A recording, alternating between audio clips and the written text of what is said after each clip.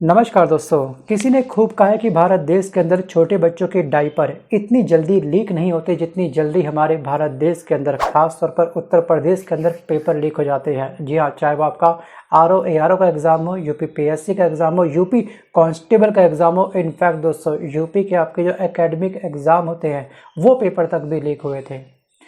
लेकिन दोस्तों, इस वीडियो की शुरुआत करने से पहले आप सभी से मेरी एक हम्बल रिक्वेस्ट है, इस स्क्रीनशॉट को आप ध्यान से देखिएगा। जी हाँ, यूपी पीसीएस आरओ एआरओ के एग्ज़ाम को लेकर के, जी हाँ, जो एक बहुत बड़ा फैसला उठाया गया है यूपी आयोग के द्वारा नॉर्मलाइजेशन को लेकर के, इसके अगेंस्ट एक बहुत ही बड़ी और एक बहुत ही प्यारी आवाज़ उठाई जा रही है। 11 नवंबर सुबह 11 बजे गेट नंबर 2 और 3 के पास इस आयोग के ऑफिस के बाहर, जी हाँ, एक महा आंदोलन स्टार्ट होगा और इस आंदोलन में सभी युवाओं को पार्टिसिपेट करना चाहिए। और मेरी आपसे रिक्वेस्ट ये है कि अगर आप इस राज्य में रहते तो आपको पक्का जाना चाहिए, और जितने भी टीचर हैं उन सबसे मेरी रिक्वेस्ट है कि आप भी पक्का जाइए और बच्चों के मनोबल को बढ़ाने का प्रयास करिए। अब कुछ युवा ये भी सोचते होंगे कि भैया हमारा जो एग्ज़ाम है वो इस साल तो हम लोग दिसंबर में देंगे नहीं अपना एग्ज़ाम, हम तो नेक्स्ट ईयर की तैयारी कर रहे हैं, तो हम लोग क्यों जाएं। ऐसा प्लीज़ आप लोग मत सोचिएगा। जी हाँ दोस्तों, ये एक ऐसा मुद्दा है, अगर इस मुद्दे का समाधान हमने अगर अभी नहीं निकाला, ध्यान रखिएगा, इसका खामियाजा आने वाले सभी सालों पर पड़ने वाला है। जी हाँ, इसका जो डंस है वो आपको भी डसेगा और वर्तमान समय में जितने युवा हैं उनको भी डस सकता है। तो इसलिए दोस्तों, इस आवाज़ को, जी हाँ, जो इनके द्वारा लिया गया एक्शन है सरकार के द्वारा, इस एक्शन को काउंटर हमें करना होगा। सो गाइस, पीसीएस प्रारंभिक परीक्षा उत्तर प्रदेश के 41 जनपदों में 7 व 8 तारीख को, जी हाँ, 2 सत्रों में आयोजित होगी। दोस्तों, पहला सत्र सुबह 9:30 से 11:30 बजे होता है, आपको मालूम होगा। और दोस्तों, सेकंड जो सत्र होगा वो होगा आपका इवनिंग में 2:30 PM टू 4:30 PM पर। ठीक है, 2 दिन ये एग्ज़ाम कंडक्ट होगा, 7 दिसंबर को और 8 दिसंबर को। उसके बाद आरओ एआरओ का दोस्तों जो एग्ज़ाम कंडक्ट होगा वो होगा 22 और 23 दिसंबर को। ये तिथि फाइनल कर दी गई है और इस परीक्षा में अभ्यर्थियों की संख्या 10 लाख से अधिक है। ये संख्या आपको ध्यान रखनी है, इसलिए इसे 3 पालियों में डिवाइड किया गया है। जी हाँ, 12 दिसंबर को, जी हाँ, 3 शिफ्ट होंगी, 9 से 12। ठीक है, सेकंड शिफ्ट 2:30 से 5:30 और थर्ड शिफ्ट आपकी होगी दोस्तों, ध्यान रखिएगा, सुबह 9 से 12 बजे तक। ठीक है, ये होगा आपका 23 दिसंबर को कंडक्ट। तो ये चीज़ें आपको ध्यान रखनी है। लेकिन दोस्तों, कुछ सवाल हमारे सबके मन में उठ रहे हैं और इसका जवाब केवल और केवल दे सकता है, तो वो दे सकता है केवल आयोग। और इन सभी सवालों का जवाब मांगने के लिए, जी हाँ, एक बहुत भारी संख्या में आयोग के बाहर 11 नवंबर सुबह 11 बजे होगा एक बहुत ही बड़ा धरना, और इन सभी सवालों का जवाब सरकार को देना होगा। पहला सवाल यह है कि आखिरकार परीक्षा सिर्फ 41 जिलों में ही क्यों कंडक्ट हो रही है। जी हाँ, उत्तर प्रदेश के अंदर 75 जिले हैं, 75 जिले, तो मात्र 41 जिलों में ये एग्ज़ाम क्यों कंडक्ट हो रहा है। सो गाइस, सेकंड सवाल ये कि क्या जून 2024 में बनाया गया नियम पहले से जारी विज्ञापनों में लागू हो सकता है। जी हाँ, और इसके अलावा 2 शिफ्टों के क्वेश्चंस पेपर का कठिनाई स्तर एक समान कैसे हो सकता है। जी हाँ, अगर जो बच्चा तैयारी कर रहा है एग्ज़ाम की, अगर मैं उसको दोनों क्वेश्चंस पेपर उसको सॉल्व करने के लिए दूं, क्या वो दोनों क्वेश्चंस पेपर पर सेम नंबर ला सकता है? नहीं, किसी में ज़्यादा आएगा तो किसी में कम आएगा। और एक ही अभ्यर्थी अगर दोनों पेपर को हल करे तो क्या समान अंक आ पाएंगे, मतलब कि परसेंटाइल ला सकता है? यह है सबसे बड़ा क्वेश्चन मार्क आयोग को लेकर के। अगर नहीं तो कठिनाई स्तर कैसे तय करेगा ये आयोग, ये भी तो सवाल है। और क्या विज्ञापन जारी होने के बाद बीच में नियम बदले जा सकते हैं? मेरे पॉइंट ऑफ व्यू से बिल्कुल नहीं बदलना चाहिए। जी हाँ, नोटिफिकेशन में जो लिख दिया उसके अकॉर्डिंग पूरा एग्जाम क्या होना चाहिए, कंडक्ट होना चाहिए। और सीसेट जो कि क्वालिफाइंग है, उसका पैमाना आखिरकार क्या होगा, उसकी कट ऑफ आप कैसे तय करोगे। और दोस्तों, रही सही कसर पूरी कर दी है नॉर्मलाइजेशन ने। दोस्तों, ये कहीं ना कहीं पूरी तरीके से हटना चाहिए। ये बच्चों के साथ एक बहुत बड़ी नाइंसाफ़ी है। जी हाँ, ये डिपेंड होता है कि कितने बच्चे उस एग्ज़ाम में बैठ रहे हैं, और एग्ज़ाम में बच्चे कब कितने बैठेंगे कौन सी शिफ्ट पर, ये तो ना तो आयोग को पता है ना ही एग्ज़ाम देने वाले बच्चों को पता है। जी हाँ, और ये कहीं ना कहीं युवाओं के भविष्य के साथ एक बहुत बड़ा खिलवाड़ हो रहा है।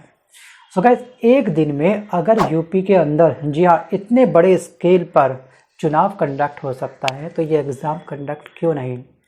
सो गाइस सच कहूँ तो पता है ये जो एक बहुत बड़ा कहीं ना कहीं धांधली है, और इसकी जो आग है, इस आग में सभी एग्ज़ाम आ चुके हैं। आपको याद होगा कैसे लोग कहते थे कि यूपीएससी का एग्ज़ाम बहुत ही फेयर होता है, वहाँ पे धांधलेबाजी बिल्कुल नहीं होती है। टाइम पर जब वो कहता है कि एग्ज़ाम होता है तो उसी डेट में एग्ज़ाम होता है, टाइम पर इसका रिजल्ट आता है, टाइम पर इसका इंटरव्यू होता है, मेंस के एग्ज़ाम होता है। लेकिन दोस्तों को पता होगा पूजा खेटकर जैसे इंसान, जी हाँ, लगातार ऐसी काफ़ी सारी न्यूज़ आई थी जो क्रीमी लेयर में आते हैं लेकिन खुद को क्रीमी लेयर में नहीं दिखाते हैं। फादर सरकारी जॉब पर, अच्छी पोस्ट पर, अच्छा पैकेज उठा रहे हैं सरकार से, लेकिन उनकी बेटी, जी हाँ, ऐसी कितनी सारी फहरिस्त है लंबी चौड़ी। क्या सरकार को नहीं पता कि आखिरकार कौन सरकारी जॉब पर है? क्या सरकार के पास वो डाटा नहीं है? अगर उसकी फैमिली आगे प्लानिंग है, फैमिली बढ़ रही है, तो बाय डिफ़ॉल्ट उनको क्रीमी लेयर में डाल के रखा जाए, उनको सरकार के बेनिफिट नहीं मिलने चाहिए। दोस्तों यहाँ पर अब ध्यान रखिएगा कि आटे में नमक है या फिर नमक में आटा है। जी हाँ, दाल काली है या फिर पूरी दाल ही काली हो चुकी है अच्छे से। आप मुझे कमेंट करके चाहो तो बता सकते हो, बट मैं आपसे अगेन हम्बल रिक्वेस्ट करूंगा कि 11 नवंबर सुबह 11 बजे, जी हाँ, आप सबको ज़रूर पहुंचना है। अगर आप किसी और स्टेट में भी रहते हैं और आप इस एग्ज़ाम की तैयारी कर रहे हैं, यूपीपीसीएस की, आरओ की, तब भी आप लोग टिकट बुक करके आप पक्का इस स्थान पर जाइएगा। आप ये मान लीजिएगा कि आपका एग्ज़ाम है। जी हाँ, अगर आपका एग्ज़ाम होता तब भी आप जाते ना एग्ज़ाम देने के लिए, बस एक प्रयास मेरे कहने पर। जी हाँ, और अपने भविष्य को सिक्योर करने के लिए, अपने लिए, अनेक युवाओं के लिए ये कदम आप लोग पक्का उठाइएगा। अभी हाल ही में सुप्रीम कोर्ट का एक बहुत ही बड़ा फैसला आया है।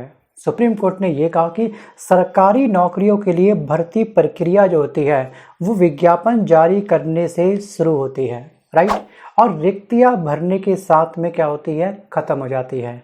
और ऐसे में अगर कोई भी आयोग बीच में कोई भी नया नियम लाया जाता है किसी भी आयोग के द्वारा, तो वो इस भर्ती विज्ञापन के ऊपर अप्लाई नहीं होगा। ध्यान रखिएगा, अगर किसी भी आयोग ने आज की डेट में नियम बना दिया, जैसे आज तारीख है 8 नवंबर 2024, और पिछले जो विज्ञापन निकला है, तो मेरा ये वाला नियम उस वाले विज्ञापन पर, पास्ट वाले विज्ञापन पर अप्लाई नहीं होगा। लेकिन 8 नवंबर के बाद अगर मैं आयोग हूँ, अगर मैं कोई भी नया नोटिफिकेशन जारी करता हूँ, तो ये उस पर अप्लाई होगा, पास्ट पे अप्लाई नहीं होगा।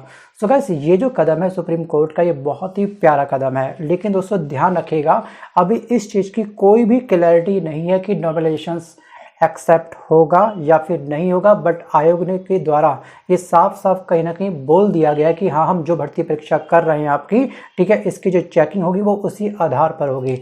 और दोस्तों एग्ज़ाम आपका क्या होगा, 2 दिन में डिवाइड होगा, मतलब ये 2 अलग दिन में हम इस एग्ज़ाम को कंडक्ट करवा रहे हैं। आयोग ने अपनी तरफ से जो भी है क्लियर कट टू कट बोल दिया है, जो कि दोस्तों ये कहीं ना कहीं एक बहुत बड़ी नाइंसाफ़ी है युवाओं के साथ, जो युवा दिन रात मेहनत कर रहा है। जी हाँ, लगातार इस एग्ज़ाम अगर होगा और उसमें ट्रांसपेरेंसी काफ़ी अधिक होगी, इस उम्मीद के साथ इस मैदान के अंदर उतर रहा है। जी हाँ, एग्ज़ामी मैदान के अंदर उतर रहा है, लेकिन वहीं पर चलता है पता कि यहाँ पर जो इसका रिजल्ट आने वाला है वो आएगा और नॉर्मलाइजेशंस के बेस पर। सोचिए कितना बड़ा धक्का लगेगा उसको।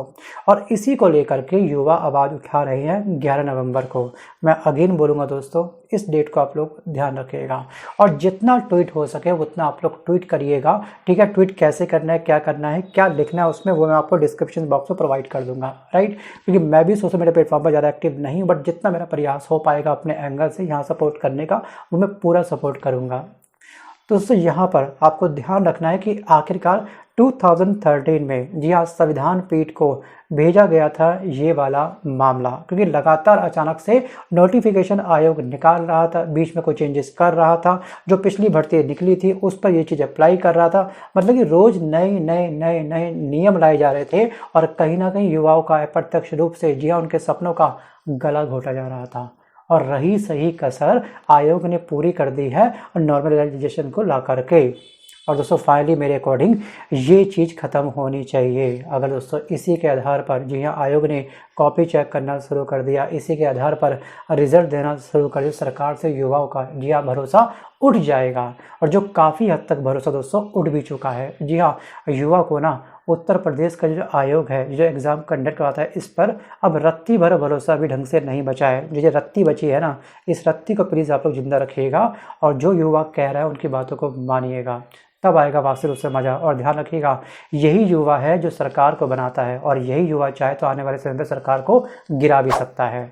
और आयोग से मेरी रिक्वेस्ट ये है कि सुप्रीम कोर्ट ने कल जो अपना बहुत बड़ा फैसला सुनाया है उसको ध्यान में रखें। सरकारी नौकरियों के लिए भर्ती नियमों को बीच में ना बदलें और नियम ऐसे बनाएं जिससे हमारे युवाओं को जी हाँ एक मोटिवेशन मिले, ना कि उनका मनोबल ब्रेक हो। खुदकुशी करने वाले अगर हम नौजवान युवाओं के बारे में अगर हम बात करें दोस्तों, ये है आंकड़ा। हमारे भारत के विकसित भारत की यह है प्यारी सी तस्वीर। सबका साथ सबका विकास तो होगा, लेकिन दोस्तों विकास का स्तर क्या होगा ये शायद हमारे माननीय प्रधानमंत्री मोदी जी नहीं बता पाए। जी हाँ, ये है आपका NCRB का डाटा। सो गाइस, आज के इस वीडियो में बस कर इतना ही। मिलता जल्द नए वीडियो के साथ, तब तक के लिए धन्यवाद। और अगेन आप सबसे रिक्वेस्ट ये है कि 11 नवंबर सुबह 11 बजे गेट नंबर 2 और 3 के पास जरूर पहुँचें। धन्यवाद।